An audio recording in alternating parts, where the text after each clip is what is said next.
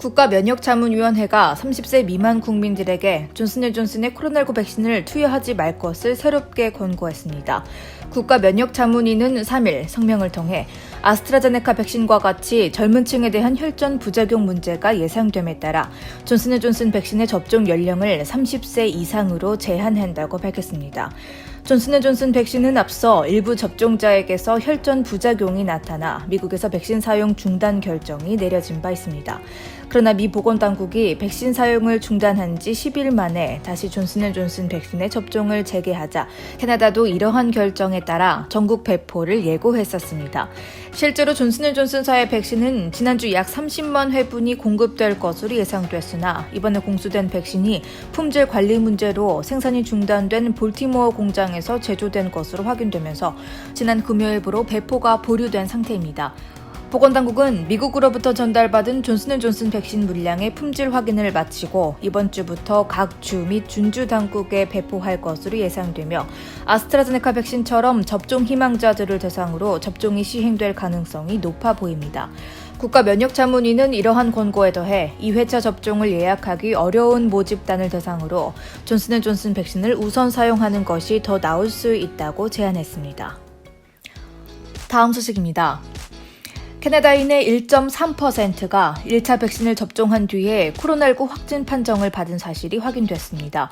캐나다 공중보건청은 3일 성명을 통해 현재까지 캐나다에서 1,390만 명이 1차 코로나19 백신을 접종한 가운데 이 중 6,789명이 코로나19에 감염된 것으로 조사됐다고 밝혔습니다. 캐나다 공중보건청에 따르면 4,517건은 첫 번째 백신 투여 후 14일 이내에 감염된 것으로 보고됐으며 나머지 2,274건은 1차 투여 후 2주 이상 경과한 후에 확진 판정을 받은 것으로 나타났습니다.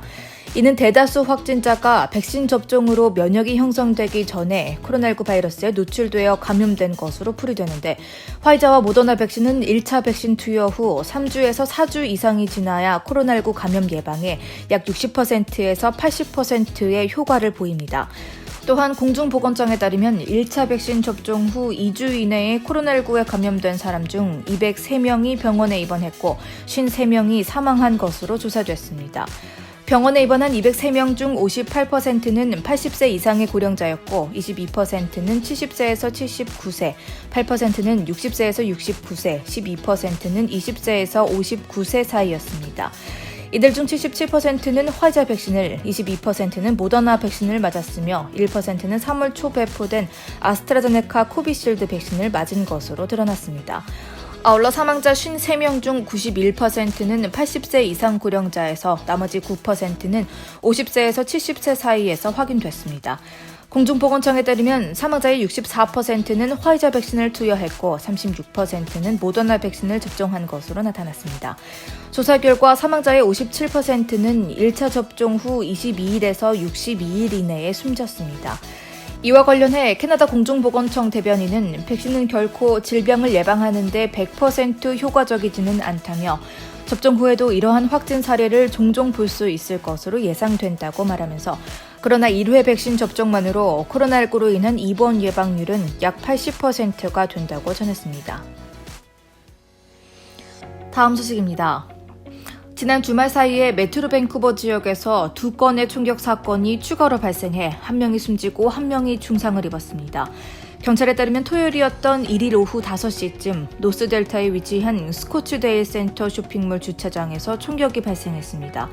총격을 받고 쓰러진 남성은 중상을 입고 병원으로 옮겨졌지만 치료를 받던 중 끝내 숨졌습니다.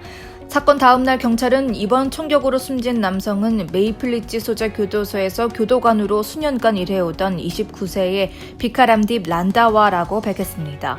사건의 정황을 볼 때 특정 인물을 노린 총격으로 추정되고 있지만 이번 총격이 최근 메트로 밴쿠버에서 진행 중인 갱단 세력 다툼과 연관이 있는 사건인지는 밝혀지지 않았습니다. 한편 한 목격자가 촬영한 영상에서 이번 사건의 총격범으로 추정되는 인물이 검은 후드를 둘러쓰고 쇼핑몰 주차장을 뛰어다니다가 한 SUV 차량의 뒷좌석에 탑승하고 이 차량이 빠른 속도로 현장을 빠져나가는 모습이 포착됐습니다. 경찰 조사에 따르면 이번 사건과 연관이 있는 차량이 사우스 버너비 인근 도로에서 불이 탄 채 발견됐고 총격 가해자는 아직 체포되지 않았습니다. 이 총격 사건은 지난달 17일 이후 메트로 밴쿠버에서 발생한 네 번째 총격 살인 사건이었습니다. 델타 총격 사건 발생 12시간이 채 지나지 않았던 2일 오전 4시쯤에는 버나비 두보아 스트리트과 바운더리 로드 선상에서 총격 사건이 발생했습니다. 이 총격으로 25세 여성이 중상을 입고 병원에서 치료를 받고 있지만 생명에는 지장이 없는 것으로 전해졌습니다. 경찰에 따르면 버나비 총격 사건의 용의자 43세 남성이 사건 당일 오전에 체포됐으며 이 사건 역시 타겟 슈팅으로 추정되고 있습니다. 다음 소식입니다. 지난 1월에 실종됐던 트리나 헌트 씨가 끝내 시신으로 발견됐습니다.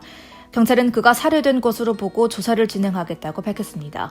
RCMP 살인사건 전담팀은 1일 성명을 통해 지난 3월 29일 호프에서 발견된 유해가 헌트 씨로 확인됐다고 밝혔습니다.